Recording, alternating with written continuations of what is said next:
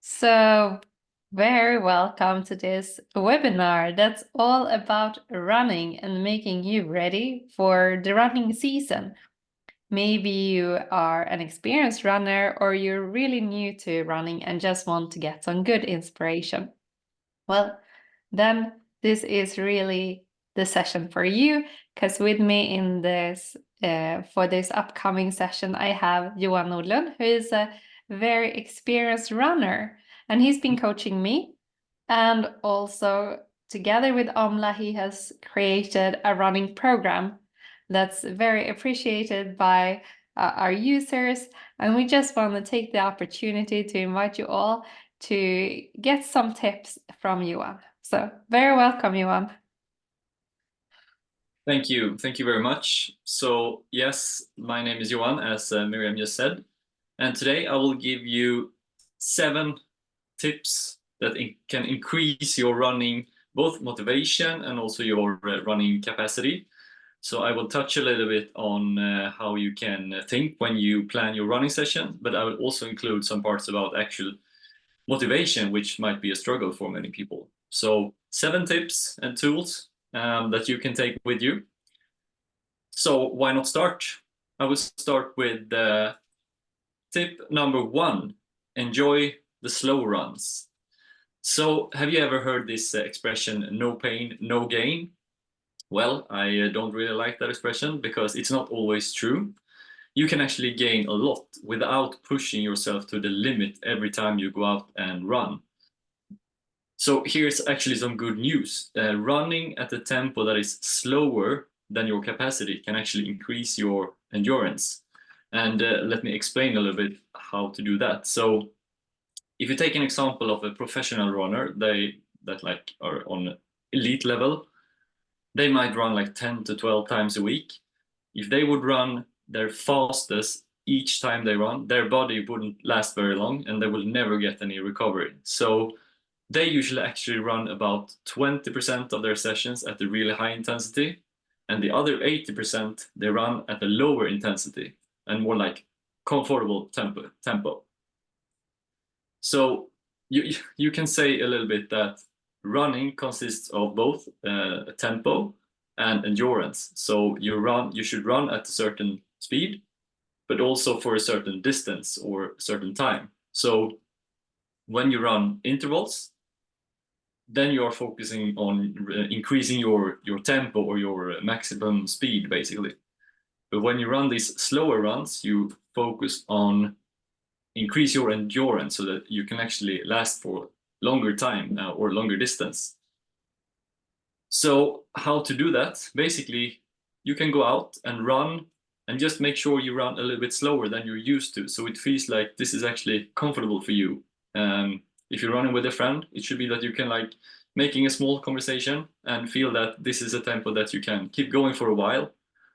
So after that session, your body will not be that worn out, meaning that if you're doing a interval session maybe 2 days after, then your body will be fresh to actually do a good interval session. So basically we run at some sessions in high intensity and some in low intensity. So when you're running in low intensity, if you run too fast, then your body will be tired when it's time to do the actual high intensity session. So think about low intensity and high intensity, and then you can actually enjoy the slow runs. Tip number 2, running before motivation. So many people talk about their lack of motivation for running or exercising in general. And I think it's a common misunderstanding that you need to be motivated in order to run.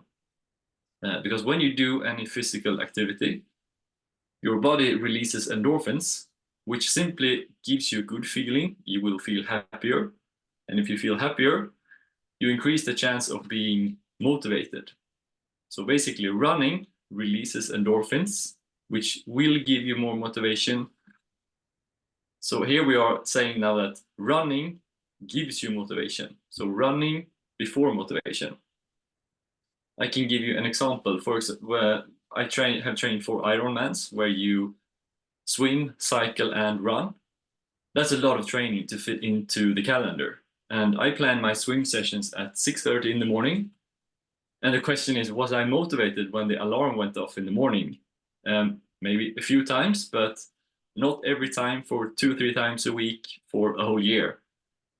Getting up in the cold winter morning and get into the pool, it's not always fun, especially that minute, like when you take in the shower and you walk into the pool and you feel really cold. That's like the worst minute of the week.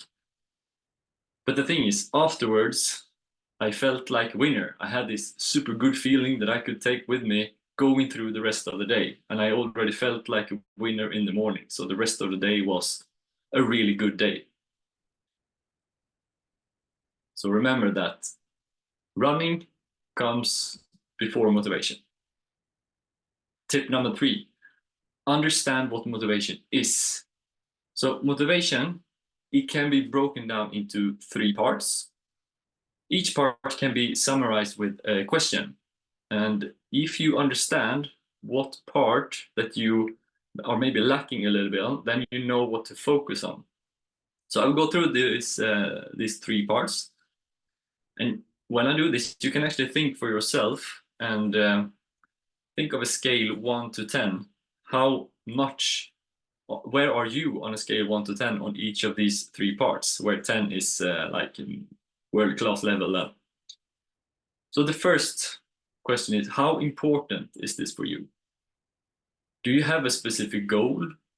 Do you know why you want to run?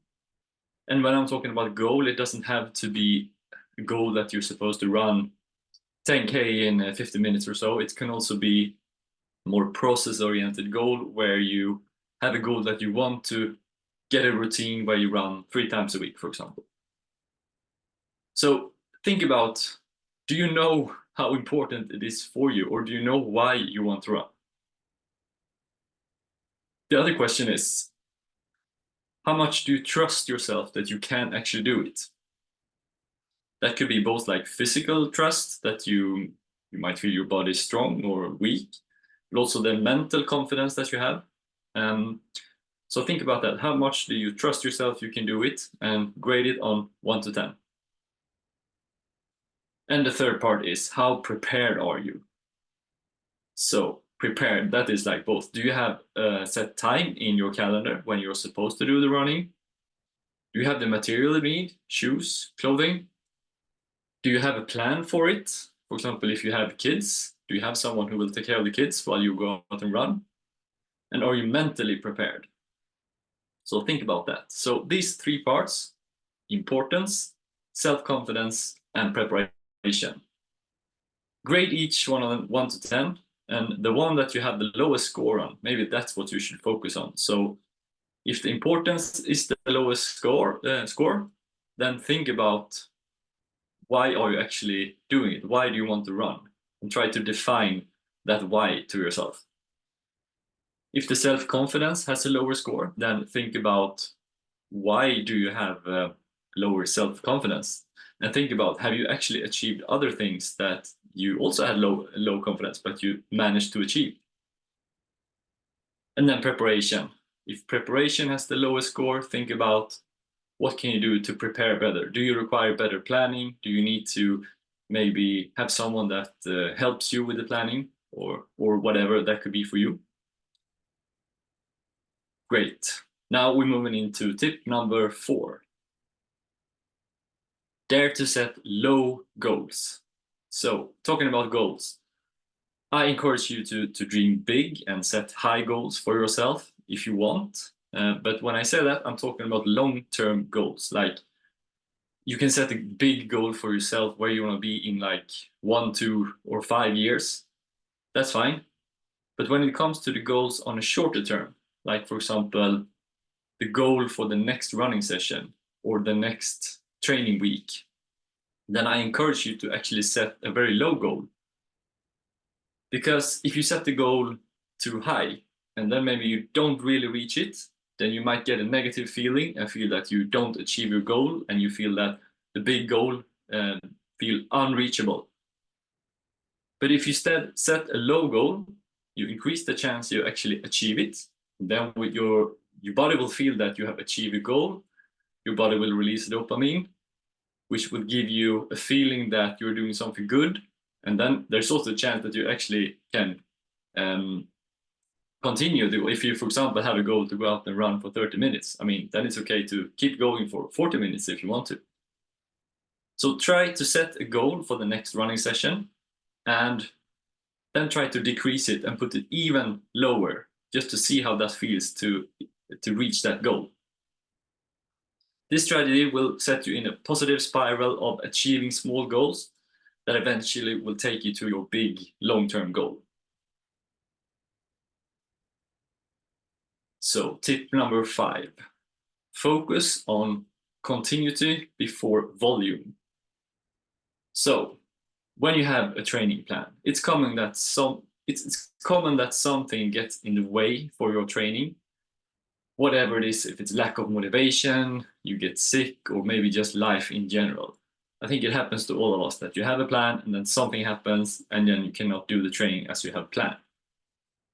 It can be difficult to get back to your routine once you have fallen off.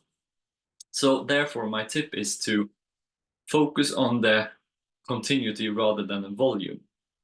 Meaning, if you cannot run exactly as you have planned, then ask yourself if you can do something then instead of doing nothing. If you plan to run 40 minutes, but you cannot do that, can you then instead run 20 minutes? Or if you have planned to go out and run and, for example, you have a lack of time, can you maybe do a short strength session at home? The reason is that if you still keeping your training routine, it's much easier to get back on track instead of starting over from scratch. So, for example, let's say that you want to run 45 minutes 3 times a week, but then you have a week or two where maybe work is getting in the way for you, and you're thinking about skipping those sessions. But then let's say that you still do the running, but you only do it like 15 minutes. Then eventually, when you get back to your normal schedule, it's much easier to go from 15 minutes and increase it to 45 instead of starting over from 0.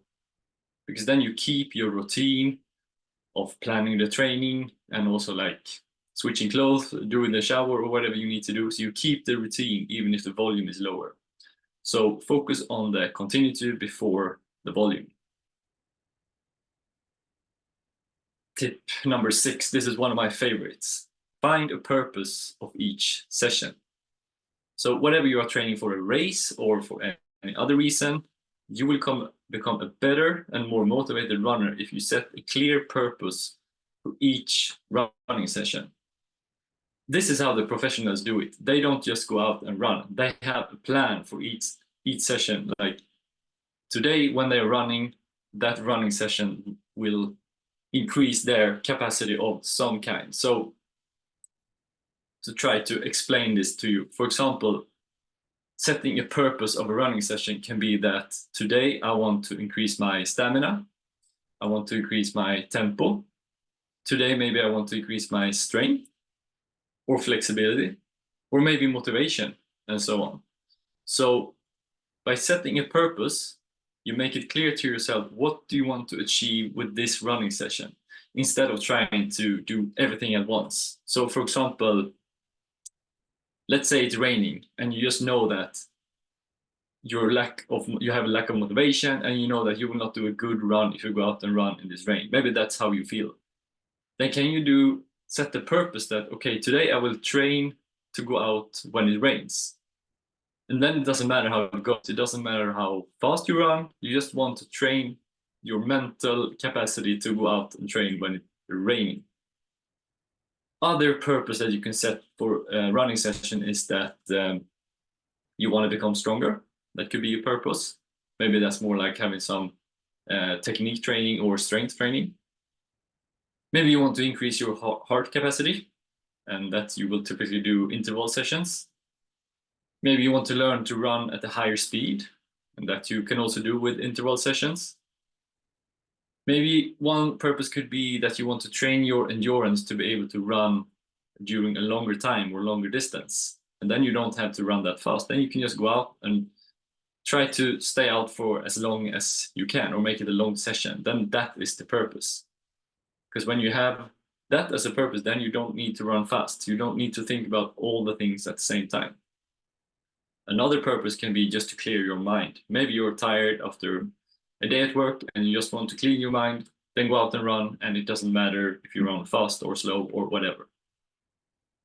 Another great purpose is just to get a good feeling, because that's what happens when you run. You feel good afterwards, and that could be a great purpose. And also, coming back to my previous tip, is that maybe you go out and run because you want to keep your continuity. For example, maybe you know that today you cannot do the training as you have planned, but then you go out and run, and the only purpose is to keep your training routine instead of losing it. Right, let's go into tip number 7, and here we have some last-minute race tips in case you are running or a race in the near future. So you probably heard all of these standard tips. They are still valid though, but I will go through some of them. Don't try any new gear or clothing on your race day. It's easy to say, but it's also easy to fall in the trap. I mean, all the clothing, shoes, and all the other equipment that you are using during your race, you should have trained in before. Don't eat too close to the race. It makes sense, but once you are on the day before the race or the race day, it's easy to feel that, oh, I don't have enough energy, and you eat more than you actually should, and that could give you a really bad race experience. So try your nutrition plan and gear on a maybe shorter distance before your race. So you try the clothes you are planning to have, and the shoes, and also how you plan to eat before the race. Another important tip is to don't fall into other runners' tempo. Make sure you start slow, so all the people around you are not steering your tempo. You need to take control over your own tempo. And break down the race into some smaller goals, so it's easier for you to feel that you are always getting closer to the goal. But I have some more tips for you, which is maybe not the standard ones.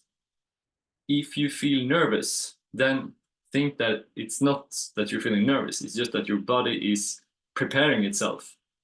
Because it would be quite strange if you didn't feel anything at all before the race, then you don't seem that motivated. So if you feel nervous, just think that I'm not nervous, the body is just preparing for running. If you are running a race and you want to do your personal best, and you know it's only a minute or so that you need to take in order to reach your goal, then you can actually try to take the turns as tight as possible during a race. Because if it's a long race with a lot of turns, and you take each turn as tight as possible, then you can actually save a couple of seconds on each turn, and that could be up to a minute on a whole half marathon, for example. So, and that's just if you are really chasing the seconds here. And then the last that I would think you should take with you is to make sure that you warm up, and during the warm up include some shorter high-speed run. Maybe just 5 to 10 seconds to actually just waking your body and get your heart rate up. So with these 7 tips, I hope you have gained some new insights to bring into your running. And if you like these tips, I can recommend you to check out my running program called Löparkoden in the Aumla app, because that's not only a running program, it also brings in the factor of motivation into the program. So in my program, I just didn't want to tell you, okay, go out and run 10K on this time. I also want to bring in the factors of motivation into that program. So it's full of tips and tricks and some exercises that you can learn to be more motivated as a runner. So check it out in the app, and I think Miriam can tell you more where to find the app. But otherwise, I will say thank you. Thank you, Johan. This was perfect. Also for me, because I'm a bit, just gearing up for the running season.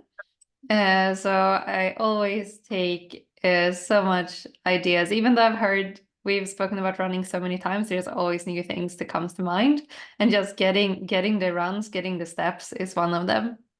But we have some attendees, so if there's any questions, you can post them in the chat, and we still have some time for you to answer them. So think if there's something you are thinking about. And as you said, I mean, the program we've created is an 8-week program that you can do at your own pace. But what's really great with it is that you can get some really clear examples of what to actually practice. For me, I think the benefit has been to do interval trainings, and that we have some guided audios of actually how to do them, because that was something I hadn't done before I actually did the program myself.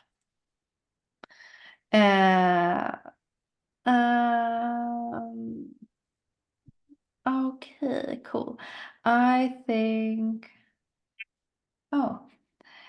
yes, we got some good feedback here from our listeners, and I hope this was valuable for all of you who's been tuning in. And if they want to follow you, Johan, how do they do that in the best ways? They can. I have an Instagram, which is endurance coach Johan, in one word, and that's probably the best way to follow me. But of course, you can follow me in the Aumla app if you do the running program. But there's also a strength program and a mobility program if maybe you want to practice your strength as well. So I have those 3 programs in the app, which I can highly recommend. Perfect. So with that, I think we can wrap this session up. And thanks again, Johan, for sharing your best 7 tips. And I thank everyone who joined the webinar for joining. And make sure to check out the Löparkoden if you're a Swedish speaker, because the program is in Swedish. And the first week is for free, so you can give it a go and see if it's something that could support your running.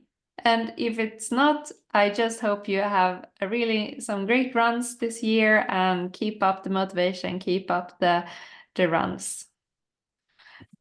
And with that said, I say goodbye and hope to see you soon. Goodbye.